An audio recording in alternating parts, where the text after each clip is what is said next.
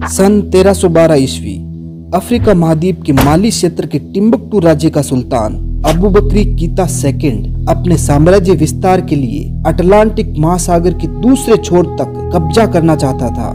इस इरादे से सुल्तान 3000 नावों और हजारों सैनिकों के साथ निकल पड़े अटलांटिक महासागर के खतरनाक सफर पर।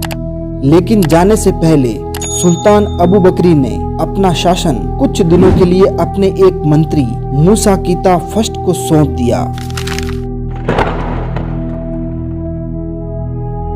ये वही मूसा या मंसा मूसा था जिसे दुनिया का आज तक का सबसे अमीर इंसान माना जाता है। उस समय के दौरान माली में राजा या सुल्तान को मंसा नाम से बुलाया जाता था। मंसा मूसा इतना अमीर था कि उसकी संपत्ति Elon Musk, Jeff Bezos, Mark Zuckerberg, Bill Gates और मुकेश अंबानी इन पांचों की कुल संपत्ति से भी ज्यादा थी।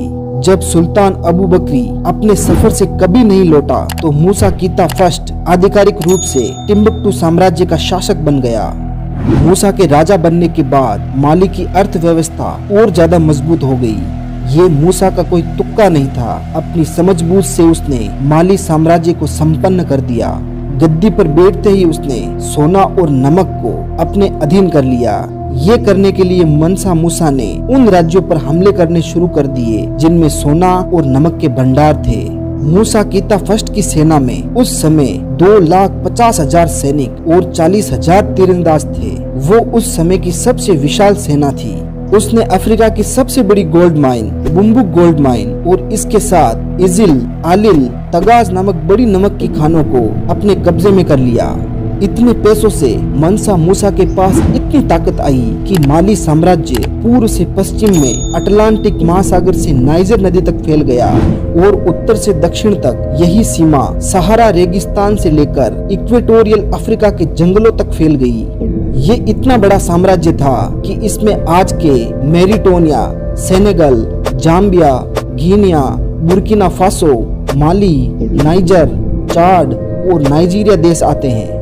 ये सभी देश उस समय भी मुस्लिम देश थे जो संपन्न हुआ करते थे। कई अन्य धर्मों के कबीले भी थे, लेकिन मंसा मूसा एक सेक्युलर शासक था और उसके साम्राज्य में कुरान के कानून लागू नहीं होते थे। इसी वजह से दूसरे छोटे बड़े कबीलों का भी देश की अर्थव्यवस्था को ऊंचा उठाने में योगदान था। माली साम्राज्य सिर्फ 4 वजहों से फला फूला। पहला गोल्ड, दूसरा नमक, तीसरा कोला नामक फल जो रेगिस्तान में अमृत समान था और चौथा अफ्रीकन हाथी दांत। लेकिन कोई भी सोने की खान मूसा के कब्जे में नहीं थी। उसकी असली कमाई सोना, नमक, कोला और हाथी दांत पर लगाया गया भारी टैक्स था। इनफैक्ट मूसा ने तो इन खदानों की लोकेशंस को दुनिया की नजरों से छुपा रखा था। साल 1324 में मंसा मूसा अपनी प्रसिद्ध हज यात्रा पर निकल पड़ा। उस 6500 किलोमीटर की हज यात्रा पर वो अकेला नहीं था। उसके हज के काफिले में आपकी कल्पना से भी परे 60,000 व्यक्ति थे। जब काफिला चलता तो कई किलोमीटर तक मूसा का काफिला ही दिखता था, जिसमें 12,000 तो सिर्फ गुलाम ही थे जिनका काम था सोने से भरे बक्सों को उठाना। इसके अलावा 80 ऊंट जिन पर 180 किलो सोने के पाउडर से भरे चमड़े के थैले लटके होते थे। क्यों? क्योंकि ये सारा सोना जकात यानी दान या चैरिटी के लिए रखा था।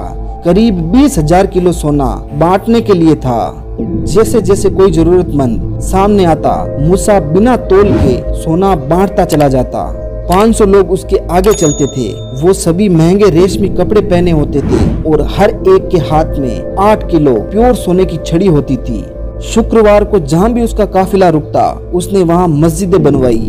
मंसा मूसा ने कायरो, मक्का व मदीना इन तीनों जगहों पर 20-20 हजार सोने की ईंटें बांटी, जिनमें एक एक का वजन 12 से 15 किलोग्राम तक था।